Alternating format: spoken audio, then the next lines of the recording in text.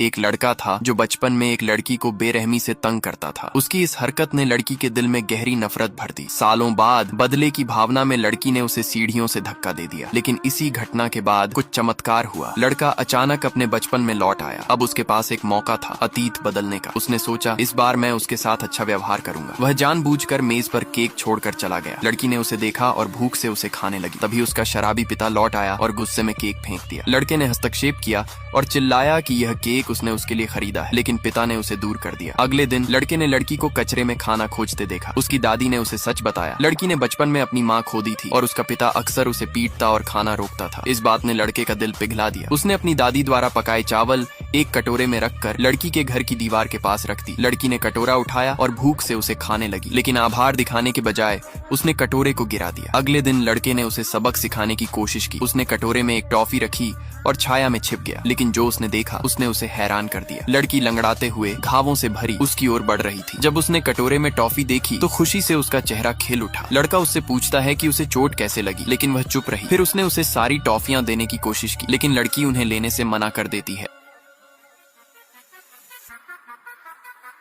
अनामिका अपने बीते समय को थोड़ा सा सोचती है और पास खड़े एक आदमी से कहती है, उससे कह देना मुझे ऐसे स्थान पर दफना जहां हवा में रूहें शांति से सोती हो। इतना कहकर वह एक बटन दबाती है। सीरिंज का पानी पतली पाइप से उसके शरीर में प्रवेश करता है। थोड़ा सा दर्द होता है और अपना बीता हुआ वक्त उसकी आंखों के सामने गुजरता है। आंसू उसके गालों पर उतर आते हैं और वह इस दुनिया को छोड़ जाती है। हॉस्पिटल में सिर्फ पीप की आवाज गूंजती रह जाती है। अब हमें दूसरा सीन दिखाया जाता है। एक लड़की दरवाजे से बाहर देखती है, वहाँ वह व्यक्ति नहीं दिखता, तो वह वापस अंदर आती है और जेम्स अनामिका के पति से कहती है शादी शुरू होने वाली है, पर वह आई नहीं है। जेम्स उसे ढूंढने जाने लगता है और वह लड़की उसे रोक देती है और कहती है इस समय हमारी शादी सबसे जरूरी है। तभी बाहर से घंटी की आवाज आती है, जिसे सुनकर जेम्स का मन घबराने लगता है। थोड़ी ही देर में जेम्स के फोन पर एक आदमी का कॉल आता है। वह कॉल उठाता है। उस ओर से एक आदमी की आवाज आती है, आपका नंबर हमें सफलतापूर्वक मिला है। आपकी पत्नी अनामिका का देहांत हो गया है। हम उनकी अंतिम क्रिया की तैयारी कर रहे हैं। यदि आप आ जाएं तो उन्हें देख सकते हैं। यह सुनकर वह वहाँ से जाने लगता है, लेकिन पास की लड़की उसे रोकती है और कहती है अगर तुम लोग मेरे साथ धोखा कर रहे हो तो मैं तुम्हें कभी नहीं जाने दूंगी। यह हमारी शादी का दिन है, पहले शादी पूरी कर लें। लेकिन जेम्स कुछ नहीं सुनता। वह उसका हाथ झटक कर वहाँ से आगे बढ़ जाता है और कार में बैठकर वहाँ से निकल जाता है। वह लड़की उसे आवाज लगाती रहती है, पर वह बिना ध्यान दिए